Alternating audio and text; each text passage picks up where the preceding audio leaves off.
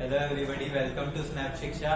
आज के वीडियो में हम पॉलिटिक्स का एक बहुत ही अहम टॉपिक जो कि है सेक्युलरिज्म, धर्मनिरपेक्षता, उसको डील करेंगे। उसके कुछ कॉन्सेप्ट्स को समझेंगे, कुछ उसके लूप होल्स को समझेंगे और हम इन डिटेल अपने इंडियन कॉन्स्टिट्यूशन के बारे में पढ़ेंगे और उसे डिफरेंशिएट करेंगे अदर कंट्रीज के कॉन्स्टिट्यूशन से, वहां के सेक्युलरिज्म से, कि हमारा इंडियन कॉन्स्टिट्यूशन जो है, इंडियन सेक्युलरिज्म जो है वो किस तरह से वहां से अलग है। तो चलो वीडियो को स्टार्ट करते हैं। सेक्युलरिज्म, सेक्युलरिज्म जिसका हिंदी मीनिंग होता है धर्मनिरपेक्षता, धर्मनिरपेक्षता। और अगर इसका रूट मीनिंग देखें, रूट मीनिंग या वो मीनिंग जहां से सेक्युलर इस टर्म का ओरिजिनेट हुआ है, ये टर्म। तो सेक्युलरिज्म, सबसे पहले तो वर्ड का पोस्टमार्टम करते हैं और उसका मीनिंग निकालते हैं। Secular plus ISM. देखो आईएसएम के बारे में मैंने यहाँ पे भी लिखा हुआ है।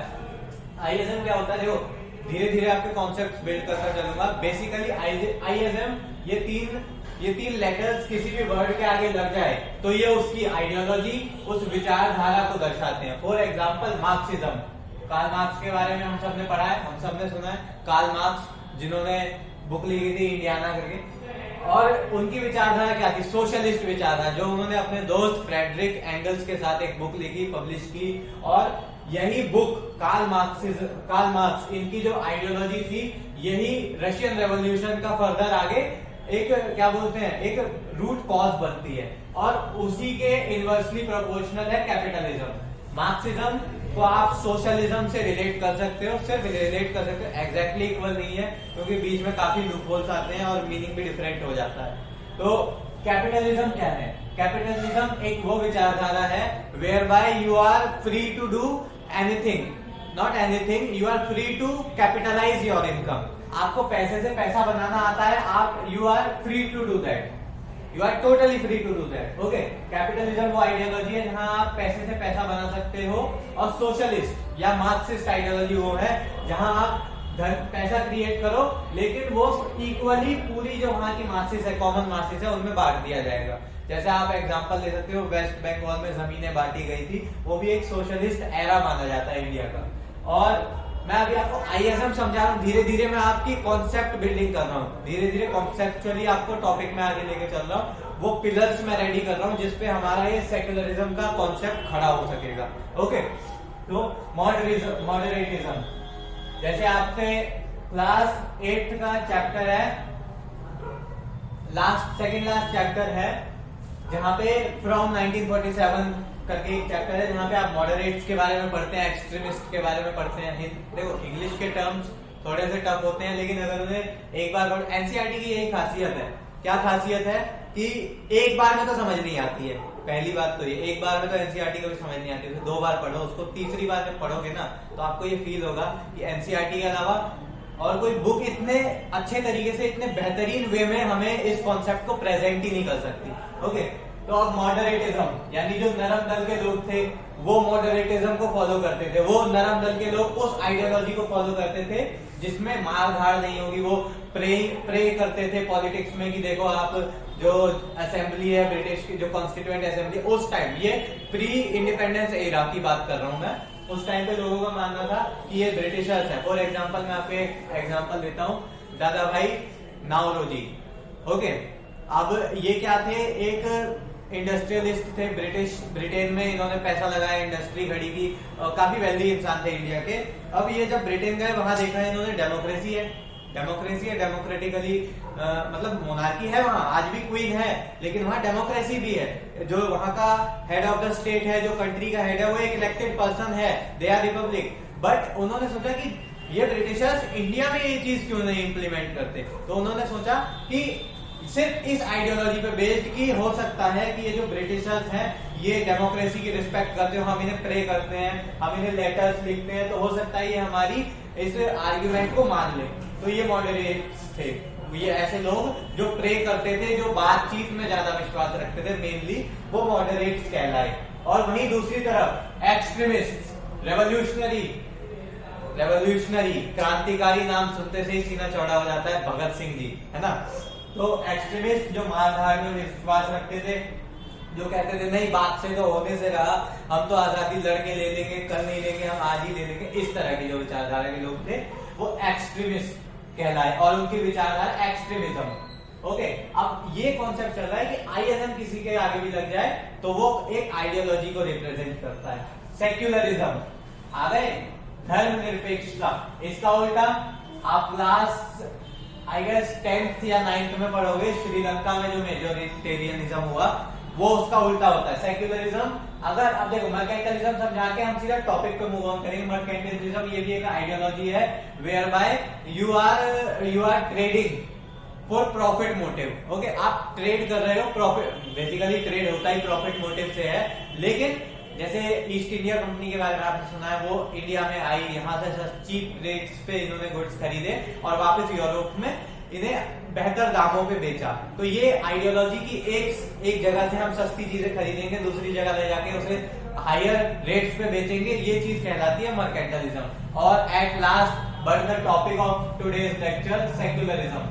इस बारे में जब हम बात करते हैं तो ये आता है धर्मनिरपेक्षता, और इसका रूट मीनिंग है separation of religion from state. और स्टेट मैंने लिखा है, स्टेट डजंट मीन राज्य।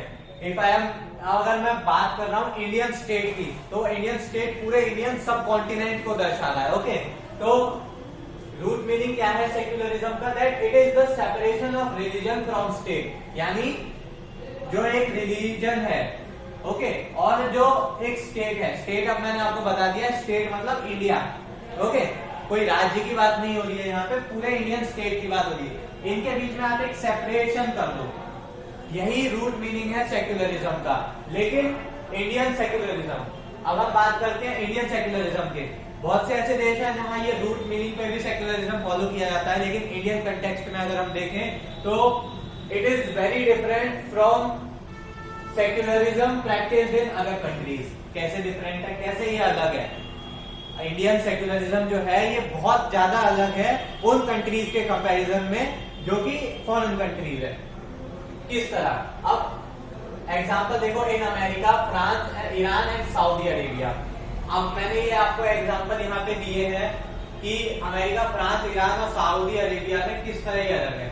जैसे कि अमेरिका में अगर आप देखो और फ्रांस में आप लोग देखो तो वहां पे एकदम स्ट्रिक्ट प्रोहिबिशन है। वहां पे आप मतलब ज्यू कम्युनिटी के लोग अगर हैं तो वो वाली कैप जिसपे कंकाल सा बना रहता है ना, वो कैप पहन के नहीं जा सकते स्कूल्स में, और भी सारी प्रोहिबिशन है। लेकिन जो क्रक्स है जो यहाँ पे निकलता है कि आपने क्या कर दिया है, अमेरिका में स्टेट और रिलीजन को एकदम स्ट्रिक्टली सेपरेट कर दिया है। ओके, और वहीं ईरान और सऊदी अरेबिया में क्या है, यहाँ पे भी मतलब सेक्युलर, इन्हें तो हम सेक्युलर कंट्री कह ही नहीं सकते क्योंकि ये they react that they are secular country, but in depth at ground level they are not secular. कैसे? यहाँ पे आप लोग देखते हैं ये जो कंट्रीज है मेनली ये इस्लामिक कंट्रीज है, तो यहाँ पे जो माइनॉरिटी कंट्रीज है उनके राइट्स को इतनी अहमियत नहीं दी जाती है।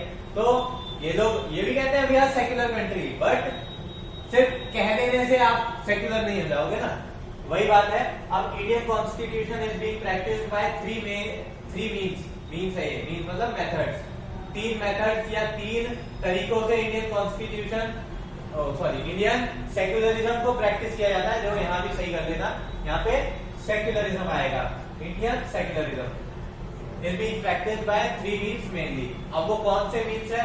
सबसे पहली policy of non interference, policy of distancing itself from religion and policy of intervention.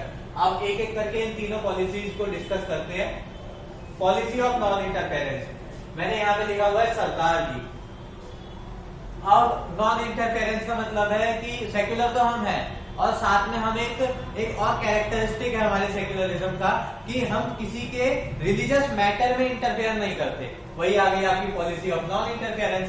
अब इसके एग्जांपल देते हैं, जैसे मैंने सरदार महोदय सरदार जी के बारे में लिखा है, तो basically no offend Sikh community के जो लोग होते हैं उनको, अब देखो आपकी बुक में भी एग्जांपल दिया है कि जो सिख कम्युनिटी के लोग हैं, पहली बात वो लोग पगड़ी जो शान होती है हमारे सिर की, हमारे आसपास, उसको वो लोग यूज करते हैं, वो उसे अपने मस्तक पे विराजते हैं। और वहीं दूसरी तरफ एक कानून हमारे देश में ये भी है कि आप हेलमेट नहीं पहनोगे तो आपका चालान कट जाएगा, लेकिन आप लॉजिकली सोचो कि कोई ऐसा इंसान जिसने पगड़ी पहनी हुई है, एक इंसान जिसने इस पग को पहना हुआ है, क्या वो हेलमेट उसके ऊपर से पहन पाएगा? नहीं। तो यहाँ गवर्नमेंट उनके रिलीजियस मैटर में इंटरफेयर नहीं करती और उनको पूरी आजादी देती है। ये देखो हमारा एक राइट भी है, right to profess our religion.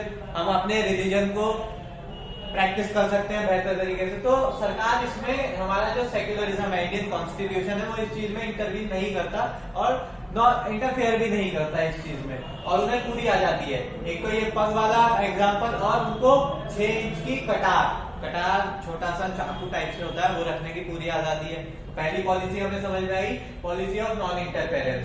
अब दूसरी पॉलिसी, इसको बुक्स में, किताबों में एक एग्जांपल से समझाया गया है, जो कि है कुछ एक स्कूल का ही एग्जांपल है, जिसमें एक बच्चा अपने टीचर से पूछता है कि सर, दिवाली का फेस्टिवल आने वाला होता है, वैसे तो जा चुका है, क्रिसमस आने वाला है, लेकिन एग्जांपल में क्या, दिवाली का फेस्टिवल आने वाला है। अब जब दिवाली का फेस्टिवल आने वाला है तो वो बच्चा अपने टीचर से पूछता है, देखो ये स्कूल गवर्नमेंट है, मैं पहले बता दूं आपको, ये गवर्नमेंट ऑर्गेनाइज्ड, गवर्नमेंट के द्वारा चलाया जा रहा है स्कूल है।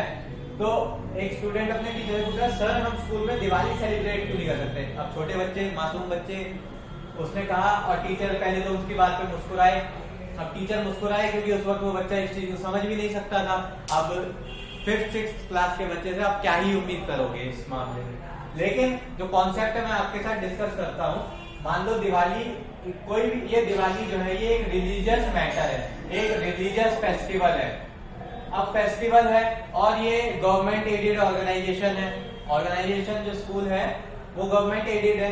अब वहां पे अगर आप दिवाली को सेलिब्रेट करोगे तो ये प्रिंसिपल फॉलो नहीं होगा ना, रिलीजियस, ये दिवाली एक रिलीजियस मैटर है, एक फेस्टिवल है, एक त्योहार है, और स्टेट, स्कूल क्या है, गवर्नमेंट ऑर्गेनाइजेशन ही तो है एक तरह से, वहां पे ये प्रिंसिपल फिर लागू नहीं होता। लेकिन फिर कुछ लोग आर्गुमेंट देंगे कि एक काम करो ना, प्रॉब्लम क्या है, आप दिवाली मनाओगे, साथ साथ आप ईद भी मनाओ, स्कूल में आप क्रिसमस भी मनाओ, लगभग सारे फेस्टिवल्स मनाओ स्कूल में, उसमें क्या प्रॉब्लम है? लेकिन उसमें भी प्रॉब्लम है। अब देखो प्रॉब्लम ये आ जाती है, हो सकता है लोग खड़े हो जाएं कि आपने दिवाली अच्छी मनाई थी लेकिन ईद में उतना मजा नहीं आया, या आपने ईद तो बहुत अच्छा मनाया लेकिन क्रिसमस में उतना मजा नहीं आया, फीका चला गया, या फिर क्रिसमस बहुत अच्छा था, ईद और दिवाली आपने अच्छे से नहीं सेलिब्रेट किया, तो है ना लूप होल्स। इसीलिए पॉलिसी, जो सेकंड पॉलिसी है, policy of distancing itself from religion. अब क्या होता है, जो स्कूल्स होते हैं वो उस दिन नेशनल हॉलीडे डिक्लेयर कर दिया जाता है या स्टेट हॉलीडे डिक्लेयर कर दिया जाता है ऐसे फेस्टिवल्स पे। अब दिवाली, और अब आप लोग समझ रहे हो कॉन्सेप्ट क्या है, ऐसे हॉलीडे डिक्लेयर कर दिया और स्कूल में सेलिब्रेट नहीं किया है, स्कूल में सेलिब्रेट नहीं किया तो उन्होंने हर रिलीजन से अपने आप को एक हाथ का फासला ले लिया जी, एक हाथ का फासला ले लिया उन्होंने हर रिलीजन से। इससे हमें सेकंड पॉलिसी समझ आई, distancing itself from every religion, हर रिलीजन से वो एक हाथ का फासला लेके खड़े रहते हैं, ताकि देखो ये काफी सेंसिटिव इशू है। अब सेंसिटिव इशू है तो आप इस पॉलिसी को यहीं पे समझो, और अब तीसरी पॉलिसी को हम स्टार्ट करते हैं।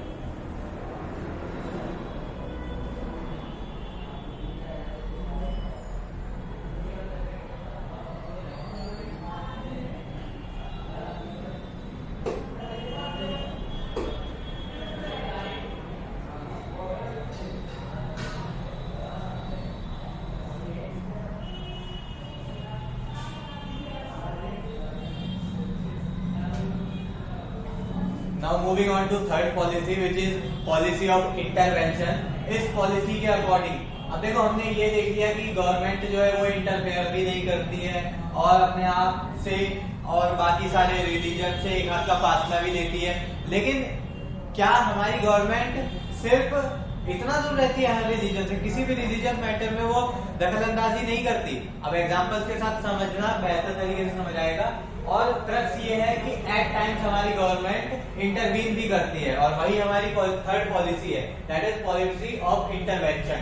इंटरवेंशन का क्या मतलब, अब मान लो एक एग्जांपल से बेहतर समझ में आएगा कि गवर्नमेंट एट टाइम्स किस तरह इंटरवीन करती है। मान लो मैं एक पुरोहित हूँ, मैं एक प्रीस्ट हूँ, no offending, just I am giving you an example for better understanding, okay. I am a priest and I am saying that कि इस इंसान को अगर मैं मारूंगा तो मुझे मोक्ष की प्राप्ति होगी, है ना, मुझे मोक्ष की प्राप्ति होगी। लेकिन इस मामले में आप क्या कर रहे हो, आप आपको जो फंडामेंटल राइट्स मिले हैं, you are practising that, but you are not thinking about that particular human species whom you are being sacrificed, okay, जिसको आप सेक्रीफाइस कर रहे हो, जिसके आप बलि दे रहे हो, उसके भी तो कुछ फंडामेंटल राइट्स है। लेकिन आप अपने रिलीजियस मैटर के अंतर्गत उस मुद्दे को लेते हुए उसके जो फंडामेंटल राइट्स है आप उन्हें तो वायलेट कर दे रहे हो। इसीलिए at time, for example, one more example I am giving you, the issue of triple talaq. जो ट्रिपल तलाक का इशू था उसमें दिखती बात थी कि वुमेन्स के जो फंडामेंटल राइट्स थे दे वर बीइंग वायलेटेड, उनको वायलेट किया जा रहा था और उनके बारे में नहीं सोचा जा रहा था। तो गवर्नमेंट ने उस मुद्दे में इंटरवीन किया, government intervene in that matter. Intervene करने के बाद उन्होंने इस इशू के ऊपर काम किया, ट्रिपल तलाक का जो ये प्रिंसिपल है इसको हटाया, और यही हमारी तीसरी पॉलिसी है, पॉलिसी ऑफ इंटरवेंशन। अब देखो हमारा जो सेक्युलरिज्म है, Indian secularism is very much flexible, ये बहुत ज्यादा फ्लेक्सिबल है। क्यों? क्योंकि हम इंटरफेयर भी नहीं करते, हम उनसे एक हाथ का फासला भी रखते हैं, लेकिन एट टाइम्स ह्यूमन नीड्स के लिए, इंसान के वेलफेयर के लिए, लोगों की वेलफेयर के लिए हम एट टाइम्स इंटरवीन भी करते हैं। इसीलिए Indian constitution is considered to be one of the flexible secularism, okay. अब एक कॉन्सेप्ट है जो मैंने खुद ही बिल्ड किया है, मतलब मैंने भी किसी से सीखा है, किसी से सुना है, बहुत अच्छे एक टीचर है जिनसे मैंने सुना है, और ये कहीं ना कहीं इस कंटेक्स्ट में लागू हो रहा था, इसलिए मैंने यहाँ पे इसे ऐड ऑन किया है। कॉन्सेप्ट क्या है? Reward and punishment doesn't depend upon individuals effort, instead of that it depends on societies perception and management. कि जो रिवॉर्ड या फिर पनिशमेंट है, कि आपको उपहार मिलेगा, आपको क्या बोलते हैं गिफ्ट मिलेगा, या आपको रिवॉर्ड मिलेगा या आपको पनिशमेंट मिलेगी, ये इस चीज पे डिपेंड नहीं करती कि आपने कितनी मेहनत की है और किस तरह से मेहनत की है और क्या वो आपकी मेहनत सही भी थी या नहीं। आपको रिवॉर्ड और पनिशमेंट इस मुद्दे पे मिल सकता है कि आपको जो रिवॉर्ड मिलेगा। हाँ, तो जो ये सेक्युलरिज्म का कॉन्सेप्ट है, इसी में मैंने किसी और से सीख के एक और कॉन्सेप्ट ऐड ऑन किया है, जो कि मैं आप लोगों को अभी बताने वाला हूँ, और ये कॉन्सेप्ट काफी अच्छा है और इसी कंटेक्स्ट में, इसलिए मैं आप लोगों से इसे डिस्कस करना चाहता हूँ। कॉन्सेप्ट क्या है? That reward and punishment doesn't depend upon individuals effort, instead of that it depends on societies perception and management. ये लाइन कहना क्या चाहती है? ये लाइन कहना ये चाहती है कि रिवॉर्ड मिलेगा या पनिशमेंट मिलेगी, ये आपके एफर्ट पे डिपेंड नहीं करता, ये डिपेंड करता है कि सोसाइटी का क्या सोचने का तरीका है, क्या उनका परसेप्शन है और क्या सोसाइटी में मैनेजमेंट है। ठीक है, इस चीज को एग्जांपल से बेहतर तरीके से समझते हैं। अब एक महिला है इन सऊदी अरेबिया। अब सऊदी अरेबिया ही क्यों, इन मिडिल ईस्टर्न कंट्रीज, जितनी भी मिडिल ईस्ट में कंट्रीज है उनके बारे में अगर आप जानोगे तो आपको पता चलेगा कि basically they are Islamic nations, वो एक इस्लामिक कंट्रीज है, मेजोरिटी वहां मुस्लिम्स हैं। अब मैं उसमें सेक्ट की बात नहीं करता, शिया और सुन्नी, लेकिन अगर कंबाइनली देखें तो वो मुस्लिम्स हैं, ओके। अब जो मुस्लिम्स हैं वहां मान लो एक फीमेल है, अब ये फीमेल क्या करती है, इन अरब कंट्रीज में, इन अरब कंट्रीज में वो बुर्का पहनती है, वहां के सारे ट्रेडिशंस को फॉलो करती है। तो वहां के लोग, देखो सिर्फ एक एग्जांपल दे रहा हूं, मैं किसी को ऑफेंड करना मेरा मोटिव नहीं है, सिर्फ जस्ट गिविंग एन एग्जांपल। और एग्जांपल ही क्यों, ये चीज तो एक फैक्ट भी है। जितनी मैंने अब आपको चीजें समझाई है उनमें कुछ एग्जांपल्स थे, कुछ रियल चीजें थी, कुछ थ्योरेटिकल थी, लेकिन ये चीज तो फैक्ट मिलेगी आपको। ऐसी चीजें वहां प्रैक्टिस की जा रही है। मान लो एक कोई फीमेल वहां बुर्का पहनती है जैसा मैंने बताया और सारे ट्रेडिशन को फॉलो करती है, तो वहां के लोग क्या सोचेंगे, यार ये तो हमारे रिलीजियस मैटर है, हमारे कल्चर का हिस्सा है और ये महिला उसे प्रमोट कर रही है। अब ये उसे प्रमोट कर रही है तो ये लोग इसे ताज पहना देंगे एक तरह से, ये लोग सोचेंगे कि इसको तो हमें सराखों पर रखना चाहिए। तो यहाँ पे क्या देखने को मिला, सोसाइटी का मैनेजमेंट ऐसा है कि उस महिला के इस एफर्ट पे उसे रिवॉर्ड मिला ना। अब यही महिला अगर फ्रांस चली जाती है तो इस महिला को जेल हो जाएगी, क्योंकि वहां बुर्का अलाउड नहीं है फ्रांस में, है ना। तो कॉन्सेप्ट यही था। अब दूसरी चीज, कि हमने देखा ना कि फ्रांस में इनके एफर्ट पे इन्हें रिवॉर्ड की जगह पनिशमेंट मिली, तो वही कॉन्सेप्ट था कि सोसाइटी के परसेप्शन और मैनेजमेंट में डिपेंड करता है। अब सेक्युलरिज्म क्या है? सेक्युलरिज्म एक थ्योरी है, एक थ्योरी आपको बताता हूँ। सेक्युलरिज्म की थ्योरी क्या है कि सेक्युलरिज्म ट्रू सेंस में जब आएगा जब सारी प्रॉब्लम्स जो ह्यूमंस को फेस करनी पड़ती है, वो सारी प्रॉब्लम्स वैनिश हो जाएगी, उस टाइम सेक्युलरिज्म ट्रू सेंस में आएगा। कैसे? सेक्युलरिज्म को आप ऐसा भी समझ सकते हो कि कोई रिलीजन फिर बचेगा ही नहीं ना। रिलीजन धर्म की स्थापना क्यों की गई? लोगों को समस्याएं थी, उसके टुवर्ड्स उसको सॉल्व करने के विचार थे, और धर्म मेनली विचारों पर ही आधारित होते हैं। जैसे हम अलग अलग सेक्ट देखें, जो शिया और सुन्नी है, जो दो सेक्ट है इस्लाम के, उनकी भी अलग अलग विचारधारा है। कोई किसी को लीडर बनाना चाहता था, कोई किसी को, जो मेजोरिटी में थे वो लोग जीत गए और वो डोमिनेट कर गए। ऐसा सब वहां हुआ ना। तो यही अपना कॉन्सेप्ट था सेक्युलरिज्म का, जो खत्म होता है। इस वीडियो को देखने के लिए तहे दिल से शुक्रिया, और अगले वीडियो तक इंतजार करो, और स्नैप शिक्षा को सब्सक्राइब करो फॉर फर्दर इसी तरह की नॉलेजेबल और छोटी बहुत क्रिस्प वीडियोस के लिए। शुक्रिया।